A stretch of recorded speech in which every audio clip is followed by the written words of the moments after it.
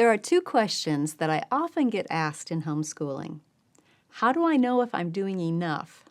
And how do I know if I'm doing too much?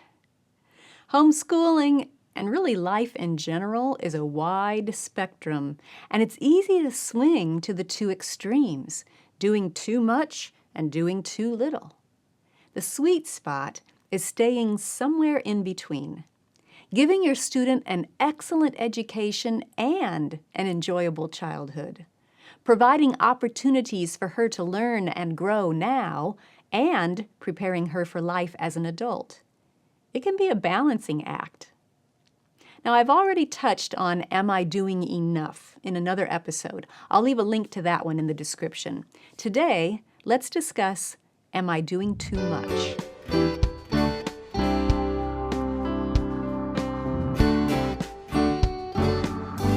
Welcome to the Simply Charlotte Mason podcast. I'm Sonia Schaefer.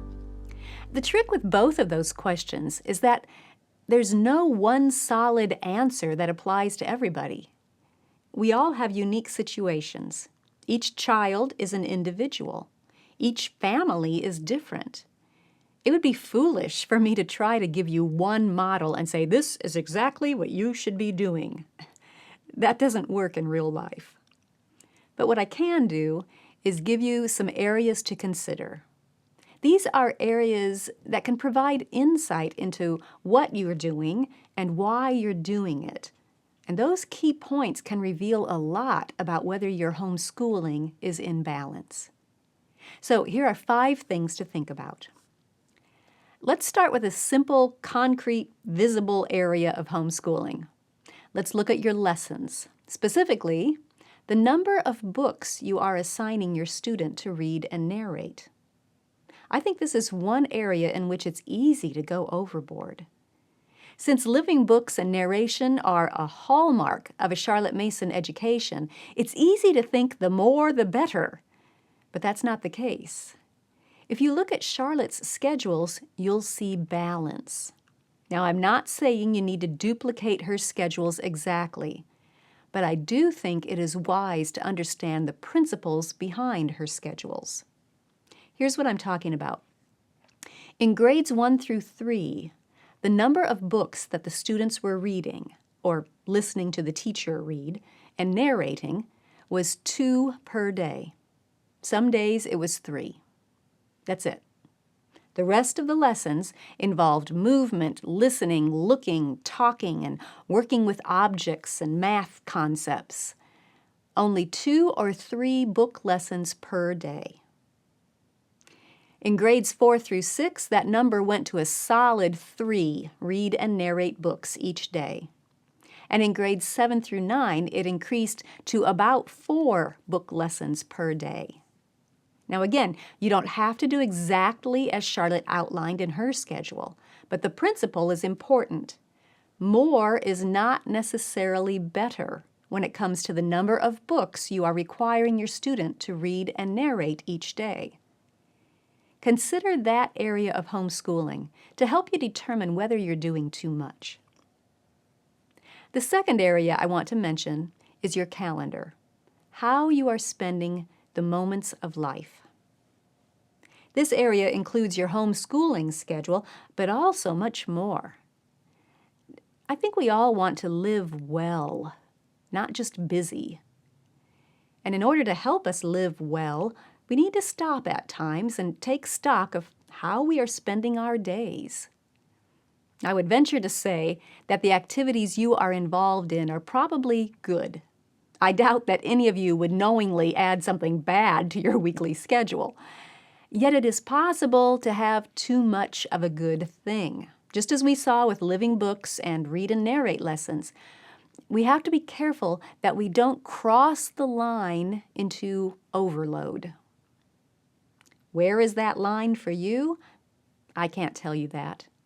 Some people thrive on lots of outside activities and time with others in a co-op or sports or art events. Other people thrive on just a few.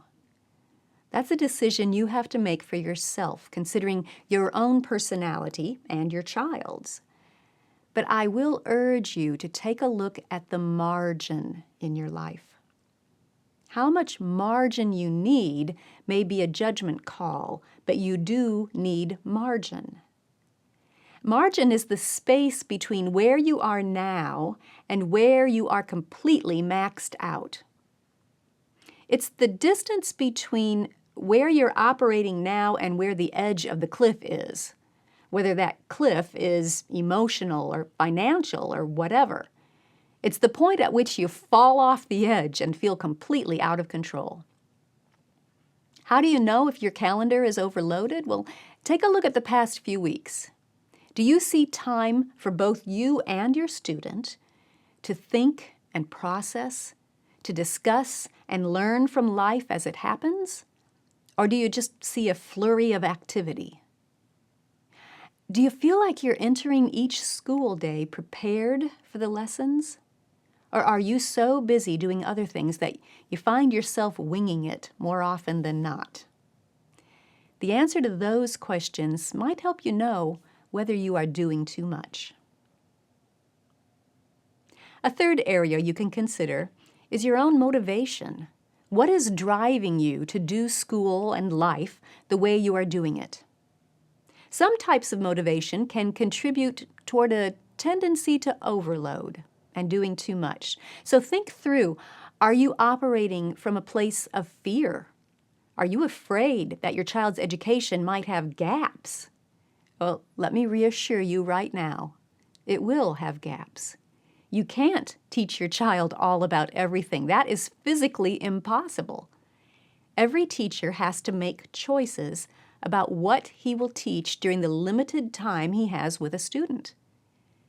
But don't let fear make those choices. Fear is not a good decision maker. Perhaps you're being motivated by competition. How does my child measure up to, you fill in the blank? How does my child measure up to my friend's child, or to what the grandparents expect, or to his older sibling? Comparison and competition can drive you into overload.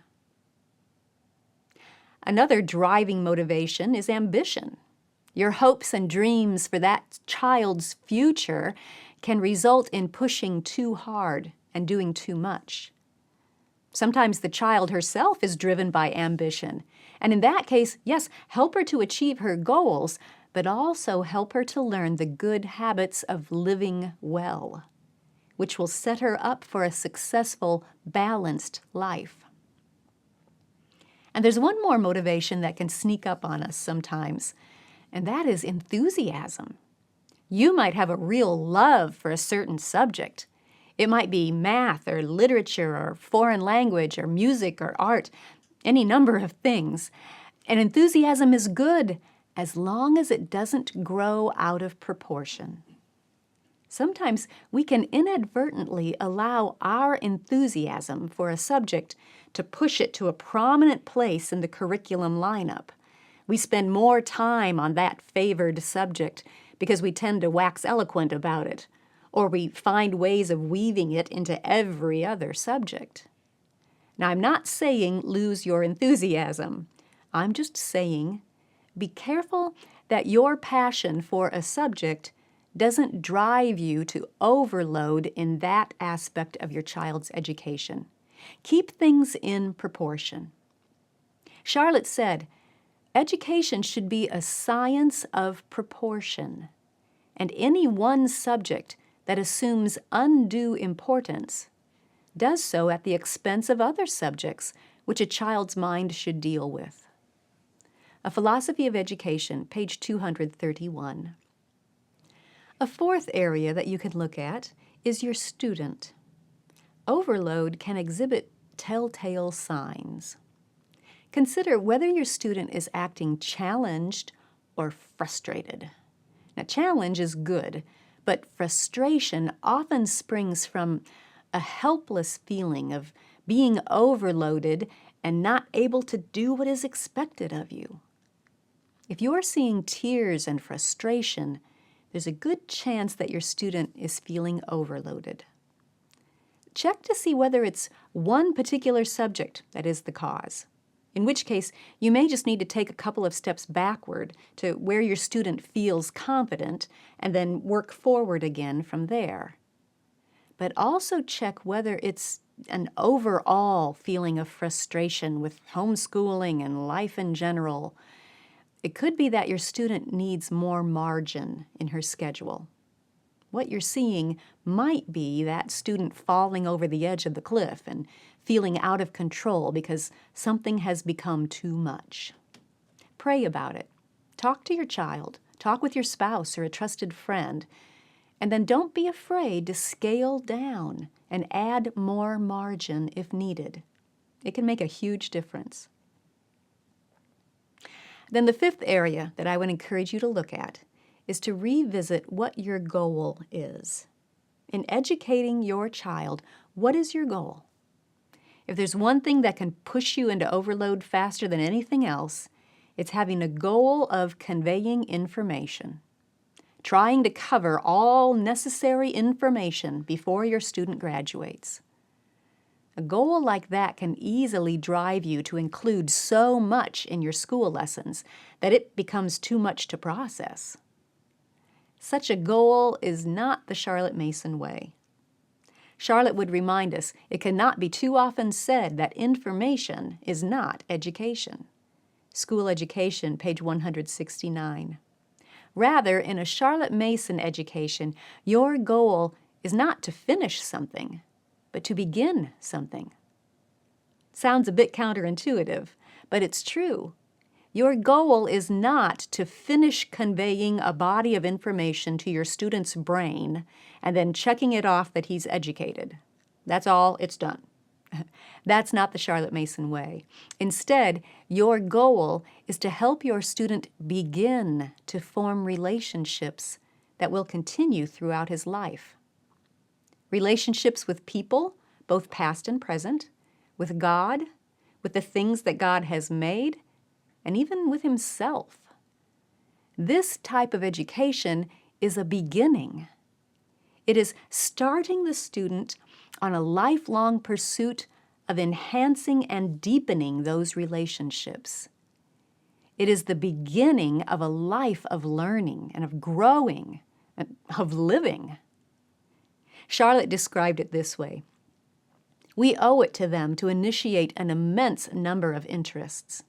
Thou hast set my feet in a large room should be the glad cry of every intelligent soul. Life should be all living and not merely a tedious passing of time. Not all doing or all feeling or all thinking, the strain would be too great, but all living. That is to say, we should be in touch wherever we go, whatever we hear, whatever we see, with some manner of vital interest. We cannot give the children these interests. We prefer that they should never say that they have learned botany or conchology, geology or astronomy. The question is not how much does the youth know when he has finished his education, but how much does he care? And about how many orders of things does he care? In fact, how large is the room in which he finds his feet set? And therefore, how full is the life he has before him? School Education, pages 170 and 171. When you look at it that way, as a beginning rather than a completion, it puts a whole different perspective on what you're trying to accomplish. Trying to finish transferring a huge body of information to your student's brain can push you into doing too much. But simply trying to start and encourage ongoing relationships removes the stress. The pressure fades. Now, that doesn't mean we get careless and lazy and do too little, but it also doesn't mean that we get stressed out and anxious and do too much. I think that keeping your sight fixed on the right goal, a relationship-focused education, can play a big role in helping you keep that important balance and not sway to either extreme. Are you doing too much? I can't tell you that. But hopefully, These ideas can guide you to look at key areas of your life and answer that question for yourself and for your student.